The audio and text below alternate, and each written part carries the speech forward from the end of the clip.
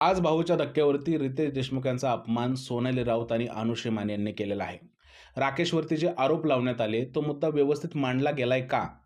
दीपाली सय्यद आणि Prajakta शुक्रीवरती big boss एवढं मेहरबान का आहे? आणि राकेश बापट हा बिग बॉसचा जावई आहे का? मी या सगळ्या गोष्टी का बोलतोय? भाऊच्या धक्क्यावर नक्की काय झालंय? चला या सगळ्या गोष्टीचा रिव्ह्यू करूया. राकेश बापटवरती जे आरोप लावण्यात आले यावरती रितेश देशमुख काय बोलणार याकडे संपूर्ण महाराष्ट्राचं लक्ष होतं आणि रितेश भाऊंनी तो विषय सुरुवातीलाच घेतला. आता रुचिताने राकेशवरती आरोप लावले होते. आरोप काय होते की तुम्ही हात लावताना मुलीची परमिशन घेत नाही. मुद्दा होता अनुश्री मानेचा, पण उचलला होता रुचिता जामदारने. भाऊनी रुचिताला अक्षरशः एक्सपोज करून टाकलं. अनुश्रीला सुद्धा एक्सपोज करून टाकलं आणि राकेश कसा बरोबर होता हे महाराष्ट्राला पटवून दिलं. पण रितेश देशमुख बोलताना रुचिता असं दाखवत होती की तिचं काही चुकलंच नाही. तिला असं वाटत होतं की नाही, नाही मी बोलते ते बरोबरच आहे. अक्षरशः ती खोटं बोलत होती. तिचं असं म्हणणं होतं की मी हे केलंच नाही किंवा माझं ते इंटेन्शनच नव्हतं. पण तिचं इंटेन्शन काय होतं हे संपूर्ण महाराष्ट्राने पाहिलं होतं आणि हा मुद्दा रितेश भाऊंनी काढला. पण रितेश भाऊंच्या समोर या मुलीनं धादांत खोटेपणा केला. मला कधी-कधी असं वाटतं की रितेश भाऊंची या मुलींना भीतीच वाटत नाहीये. विचार करा, रितेश भाऊंच्या जागेवरती जर का मांजरेकर असते, तर आज या रुचिता जामदारची हालत काय असती? अनुश्री माने सुद्धा धादांत खोटी बोलतीये. रितेश भाऊंनी सगळे मुद्दे काढले, की बेडपाशी नक्की काय झालं? तन्वीपाशी विशाल काय बोलला होता? तू त्याच बेडवरती का झोपली? त्यानंतर राधावरती तू कशी ओरडली? त्यानंतर रुचिता तुझ्याबद्दल काय बोलली? हे सगळे मुद्दे काढले आणि ज्यावेळेस राकेशने तुझा हात पकडला होता, त्यावेळेस तिकडे प्राजक्ता होती, तिकडे दीपाली होती, बाकी सगळी लोकं होती. या लोकांचं मत सुद्धा विचारलं. रितेश भाऊंनी हा मॅटर एवढा सेन्सिटिव्हली हँडल केला, की जेणेकरून तुम्हीही चुकीच्या दिसून आणि राकेशही चुकीचा दिसून कारण सगळ्यांच्या करिअरचा प्रश्न आहे, सगळ्यांच्या इमेजचा प्रश्न आहे. पण तरीसुद्धा या मुलींना थोडंसुद्धा काही वाटलं नाही किंवा यांच्या चेहऱ्यावरती पश्चात्तापाची भावनाच नव्हती.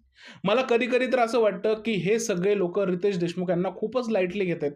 आता आज ज्यावेळेस रितेश देशमुख अनुश्री मानेला विचारत होते, की "तू शिव्या का दिल्या? प्राजक्ताने तुझं नक्की काय झालं?"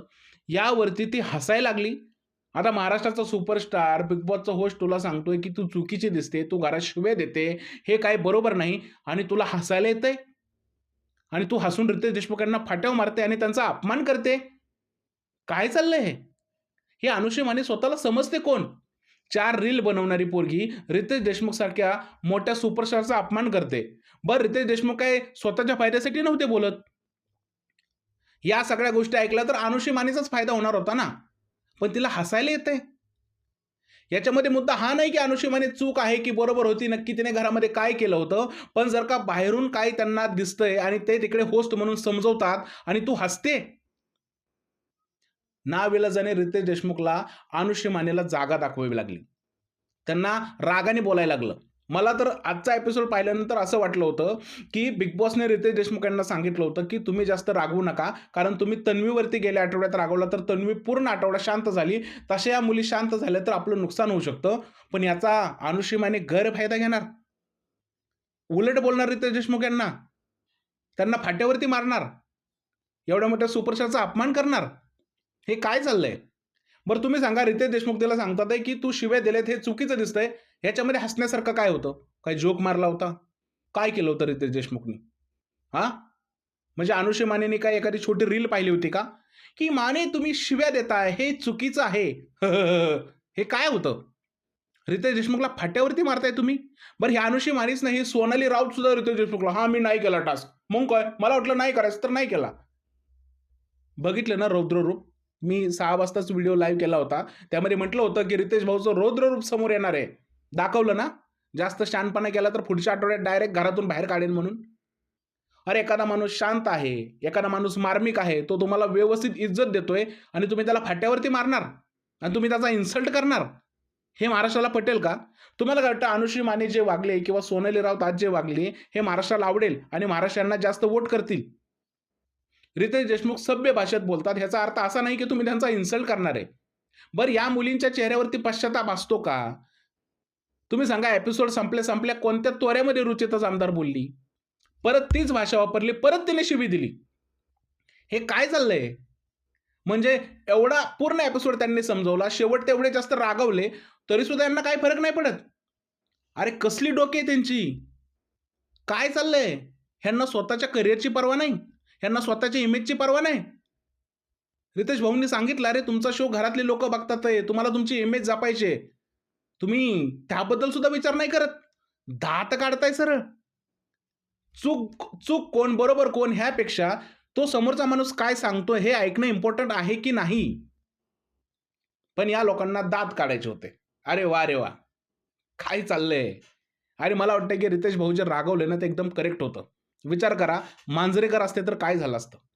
अक्षरशः तत मम फप यांचं निघालं असतं. या अनुषीमानेची पळताभुई थोडी झाली असती. रडून, रडून हाल झाले असते तिचे. कारण मांजरेकरांनी ही गोष्ट एवढी लाईटली घेतलीच नसती दात काढण्याची. आणि बरं झालं रितेश देशमुख यांनी चांगलंच फायर केलं तिला. हे काय वागणं झालं? तुम्ही अपमान करणार महाराष्ट्राच्या सुपरस्टारचा? सोनाली राऊत आणि अनुषी माने ज्या काय वागल्यात त्याबद्दल तुमचं काय मत आहे? कमेंट सेक्शनमध्ये नक्की सांगा. आता राकेशचा हा मुद्दा क्लिअर झाला. रितेश भाऊंनी सांगितलं काचेला तडा गेला, की काय होतं हा सगळा मुद्दा क्लिअर झाला आणि मला असं वाटतंय, की या मुद्द्यानंतर संपूर्ण महाराष्ट्राला सुद्धा समजलं असेल, की अशा भावनिक मुद्द्यावरती कशा पद्धतीने बोललं जातं आणि विषय कशा पद्धतीने टॅकल केला जातो. त्यानंतर रितेश भाऊ आले होते प्राजक्ताच्या आणि अनुषी मानेच्या विषयाकडे. आता तिकडे अनुषी मानेने अपमान केला, फाट्यावर मारलं, ह्या सगळ्या गोष्टी सांगितलेल्या आहेत. पण प्राजक्ताला एवढी सूट कशी काय देऊ शकतात मेकर्स मला हे समजत नाही. प्राजक्ता मूर्ख म्हणली त्याच्यावरती एक शब्द बोलला गेला नाही. रितेश भाऊंना बहुतेक सांगितलं नसेल मेकर्सने तुम्ही इकडे बोलायचंच नाहीये. त्यानंतर प्राजक्ताने टास्कमध्ये चीटिंग केली. सांगितलं भाऊंनी चीटिंग केली, पण तिला अजिबात सुद्धा ओरडले नाहीत. प्राजक्ता हसते. निंबुनीच्या झाडामागे चंद्र लपला ग बाई. हसते. का एवढे मेहरबान का बिग बॉसचे मेकर्स? बरं दीपाली सय्यदने तिला इन्फ्लुअन्स केलं आणि तिला सांगितलं की तू दिव्याला बाहेर काढ. त्या बाबतीतही काही शब्द बोलण्यात नाही आला. उलट दीपाली सय्यदचं कौतुक केलं. अरे वाह! तुम्ही गोणी घेतली आणि नंतर तुम्ही सेलिब्रेशन सुद्धा केलं. काय चाललंय? एवढे मेहरबान बिग बॉसचे मेकर्स दीपाली सय्यद आणि प्राजक्ता शुक्रेवरती नक्की प्लॅनिंग काय? प्राजक्ता शुक्रेने जे अनफेअर गेम केलाय त्याबद्दल काय बोलायचंच नव्हतं. फक्त राकेश बापटचाच मुद्दा खूप मोठा होता का? हा मुद्दा महत्वाचा नव्हता का? रोशनवरती अन्याय नाही झाला का? पहिल्या फेरीमध्ये वेगळा नियम, दुसऱ्या फेरीमध्ये वेगळा नियम. याबद्दल बोलायचंच नव्हतं. तुम्ही हा मुद्दा हसत-हसत टॅकल केला. मला विशेष वाटतंय, की एवढं मेहरबान मेकर्स काय आहेत? मी आज तुम्हाला सांगतो, की ही प्राजक्ता शुक्रे म्हणजे लिंबोणीच्या झाडामागे चंद्र लपला गं बाई टॉप 5 मध्ये असणार आहे. कारण मेकर्स मेहरबान आहेत. गेल्या आठवड्यात ते सांगितलं, की "वाह! प्राजक्ता तुम्ही खूप छान खेळलेला आहात." आणि या आठवड्यात काय? "अरे वाह, वाह, वाह, वाह! तुम्ही चीटिंग केली पण आम्ही तुम्हाला काहीच बोलणार नाही. तुमचं संचालक पद चांगलं नव्हतं पण आम्ही तुम्हाला काहीच बोलणार नाही." कारण मेहरबानी, तेरी मेहरबानिया, मेरी कदरदानिया हेच चाललंय बिग बॉसचं. तुम्ही सांगा हा मुद्दा का उचलला गेला नाही? अनुषी मानेला मूर्ख बोलली, हा मुद्दा पण का उचलला गेला नाही? तिने स्वतःला शिव्या दिल्या, हा मुद्दा उचलला गेला. पण ही मूर्ख म्हणली, तो मुद्दा उचललाच गेला नाही. टास्कमध्ये अनफेअर वागली, हा मुद्दा उचललाच गेला नाही. वाह रे वाह! त्याच्यानंतर अजून रितेश भाऊ हे म्हटले, की तुम्ही एकमेकांच्याच टीम विरुद्ध खेळत आहात. पण दिव्याला त्या लोकांनी बाहेर काढलं याबद्दल त्यांना काहीच बोलले नाहीत. मला हसायला येतंय. का बोलले नाही भाऊ? म्हणजे बोलायला हवं होतं ना. तुम्ही चुकीचं खेळताय हे सांगायला हवं होतं. बरं त्यांची बरं बाकी लोकांनी जे काही केलंय ते तुम्ही सांगितलं. पण हा गेममधला सगळ्यात मोठा मुद्दा तुम्ही का मांडला नाही भाऊ? भाऊ मांडला नाही, की तुम्हाला सांगितलं मांडू नका म्हणून. नक्की काय चाललंय? मला असं वाटतंय, की दीपाली सय्यद असेल किंवा प्राजक्ता शुक्रे असेल यांच्यावरती बिग बॉस मेहरबान आहे. त्याचबरोबर राकेश बापट हा बिग बॉसचा जावई झालाय असं वाटायला लागलंय. राकेश बापटने बिग बॉसचे नियम तोडले, तो झोपून राहिला. त्याला फक्त लाईटली भाषेत बिग बॉसने सांगितलं, "तुम्ही आमच्या विरुद्ध कशाला आंदोलन करताय?" राकेश बापटनी त्या टास्कमध्ये वोटच नाही केला. त्या टास्कबद्दल काही बोललंच गेलं नाही. अरे तू का वोट केलं नाही? तू का पार्टिसिपेट केलं नाही? त्याच्याबद्दल मुद्दाच नाही काढला. त्यांनी एवढे सगळे रूल तोडले, त्याच्याबद्दल अजिबात सुद्धा बोललं गेलं नाही. त्याला फक्त समजावलं, "हे झोपणं-बिपणं योग्य नाहीये. तुम्ही बिग बॉसच्या विरोधात जाऊ शकत नाही." आणि बाकी लोकांना मात्र दम द्यायचा आणि राकेश बापटचा विषय असो, प्राजक्ताचा विषय असो, दीपाली सय्यदचा विषय असो, या लोकांबद्दल काही बोलायचं नाही. हा कुठला फेअर भाऊचा धक्का आहे? मला समजलंच नाही यार. का राकेश बापट जावई आहे का बिग बॉसचा? या दोघींवरती बिग बॉस एवढे मेहरबान का? हा प्रश्न पडतोय. असं नाही व्हायला पाहिजे. त्यांनी चूक केली, त्याचा मुद्दा उचलणं गरजेचं आहे. जेवढं राकेश बापटवरती ॲलिगेशन्स लागले हा मुद्दा महत्त्वाचा होता किंवा राकेश बापटनी अनुश्री मानेची लायकी काढली हा मुद्दा महत्त्वाचा होता. त्या मुद्द्यावरती बोललं जाऊ शकतं. तर टास्कमध्ये चीटिंग केलेल्या मुद्द्यावरती का बोललं जाऊ शकत नाही? बिग बॉसचे नियम तोडले जातात त्याबद्दल का बोललं जात नाही? सोनालीने टास्कमध्ये अंगावरती शेण घ्यायला मनाई केलं. त्या मुद्द्यावरती बोललं गेलं. पण राकेश बापटने वोटच नाही केलं. त्या मुद्द्यावरती का बोललं नाही? सुरुवातीला तर तो बोलला, की मी नाही करणार टास्क. नंतर बिग बॉसने समजवलं तो टास्क करायला तयार झाला. बोलायचं होतं ना त्यालाही. आता इकडे मी मान्य करायला तयार आहे, की सोनाली आणि अनुश्री माने ॲरोगंट आहे. त्यांनी भाऊंचा अपमान केलेला आहे. त्यामुळे त्यांच्यावर ओरडणं बरोबरच आहे. पण हे मुद्दे का मिस होतात आहे घरातले? हे मला अजिबात समजत नाहीये. परत तन्वीचा तो मुद्दा काढला लव्ह अँगलवाला. ठीक आहे, योग्य आहे. तन्वीला न्याय दिलेला आहे बिग बॉसने, की बाबा हे सगळं चुकीचं झालेलं आहे तन्वीबद्दल आणि तन्वीसुद्धा खुश आहे. सगळं ओके आहे. जर का तुम्ही तन्वीचे सगळे मुद्दे घेताय, जर का तुम्ही रुचिताचे सगळे मुद्दे घेताय, जर तुम्ही अनुषीचे सगळे मुद्दे घेताय, तुम्ही विशालला सांगताय, की तू टोळी चालवतोय. विशालचाही मुद्दा घेतोय, तू राकेशवरती जळतोय, तू शाहरुख खान बरोबर त्याचं नाव जोडतोय. हे सगळं बोललं जातं. तर या लोकांविषयी का बोललं जात नाही? हा मुद्दा आहे ना. का ही लोकं साजूक तुपातली आहेत? नक्की काय आहे? का बिग बॉसला यांची गाणी खूप आवडतात. निंबुनीच्या झाडामागे चंद्र लपला गं बाई. हे आवडतं का बिग बॉसना खूप? नक्की काय प्रॉब्लेम काय बिग बॉस? अरे मांदाना तिने चीटिंग केली होती. राकेश बापटने रूल तोडले होते. सगळं केलं होतं. ते मुद्दे कुठे आहेत? दीपाली सय्यदने प्राजक्ताला इन्फ्लुअन्स केलं होतं. तिच्या कानामध्ये सांगितलं, की "तू दिव्याला बाद कर." हे दिव्याला क्लॅरिटी नको यायला का? यायला हवी ना. मग का नाही केलं जातं हे? हे बिग बॉसने प्रश्न लक्षात ठेवावेत आणि पुढच्या आठवड्यात ज्यावेळेस आम्ही भाऊचा धक्का पाहू, त्यावेळेस भाऊच्या धक्क्यावर अशी पार्शालिटी नाही पाहिजे. असं नाही व्हायला हवं. जर का तुम्ही सगळ्या कंटेस्टंटला समान समजताय, तर सगळ्यांच्या चुका महाराष्ट्रासमोर येणं गरजेचं आहे. कारण महाराष्ट्र सुद्धा बिग बॉस बघतो. महाराष्ट्राला माहिती आहे की कोण कसं वागतंय.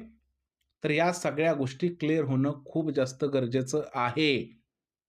मला असं वाटतंय की बऱ्याच गोष्टी भाऊच्या धक्क्यामध्ये मिस झालेल्या आहेत आणि बिग बॉस मेहरबान आहे या सगळ्या लोकांवरती. बरं आता प्रभूचं कौतुक करण्यात आलं. त्यानंतर आयुषचं सुद्धा कौतुक करण्यात आलं. ओमकारला सांगितलं की तुम्ही टास्क व्यतिरिक्त कुठेच दिसत नाहीये.